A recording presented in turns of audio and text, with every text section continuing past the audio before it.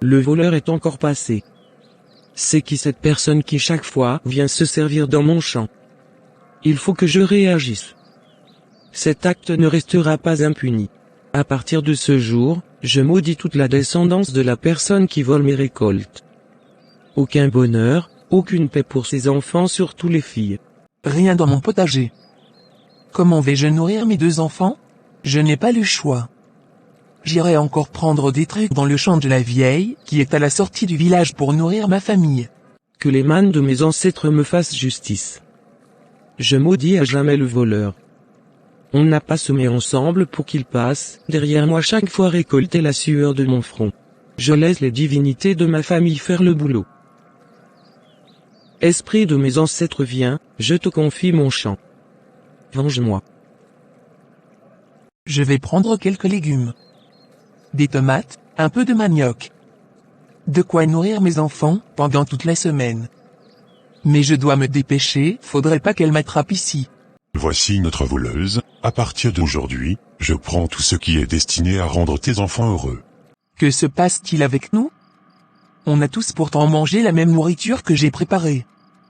Pourquoi les enfants se sentent mal et moi je n'ai rien? Mon champ. Que s'est-il passé ici? Mon dur labeur. Quand est-ce que je pourrai venir en aide à ma famille? Comment vais-je encore faire? Si chaque fois que la récolte s'approche il y a toujours des destructions dans mon champ. Je perds toujours ce que j'ai moissonné. Pourquoi le sort s'acharne-t-il contre moi? Quel péché ai-je commis? Mère, je n'en peux plus de cette souffrance.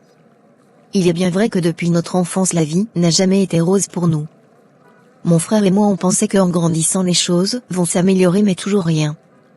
Au contraire rien ne va. Moi-même ne comprends plus rien ma fille.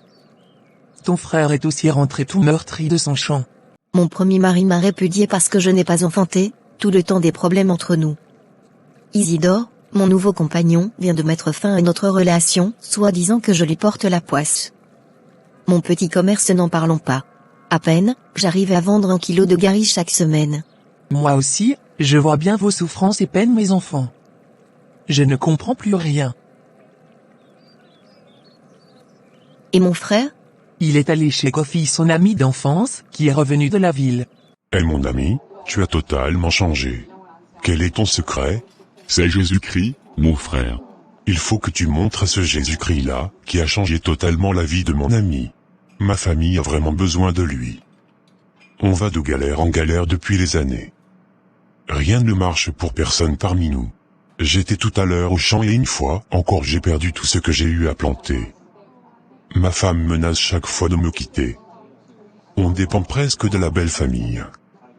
On avait eu des jumelles. L'une est morte quelques jours après la naissance et l'autre tout le temps malade. C'est à croire qu'il y a un esprit derrière qui ne veut pas notre bien. Qui nous empêche d'être heureux. Il faut juste que tu acceptes de recevoir Jésus-Christ dans ta vie. Tu dois confesser que Jésus-Christ est Seigneur, ton Sauveur. Crois en lui et il changera le cours de ta vie. Il l'a fait pour moi. Il le fera aussi pour toi et ta famille. Je vais prier pour toi et ta famille.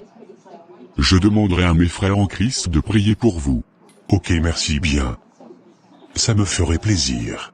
Merci mon frère, après la dernière fois qu'on s'est vu. J'ai l'impression que les choses se sont un peu améliorées. Moi qui ne récolte jamais rien dans mon champ, j'ai pu cette fois-ci récolter un panier de tomates. Ce n'est pas moi. C'est Jésus-Christ qui a fait ça. Bénissons le Seigneur. Tu sais, notre Seigneur est un Dieu de restauration. Par la prière, Jésus-Christ te donne la victoire sur les esprits. Et aucune autorité démoniaque ne peut résister en face de son nom. Tu sais, il est important de veiller et prier pour résister au Satan. Le combat spirituel est réel. Ton Dieu t'ordonne d'être puissant pour toujours déchouer les pièges du mal pouce. Cette puissance tu l'acquiers par ta croyance et ta foi au Seigneur. Sûrement l'esprit qui était à la base de vos souffrances a été amené par quelqu'un dans la famille. Jésus-Christ te donne la chance, l'opportunité à toi de mettre fin à ça. Par toi cette malédiction qui sévit dans la famille, prendra fin au nom tout-puissant de Jésus-Christ de Nazareth.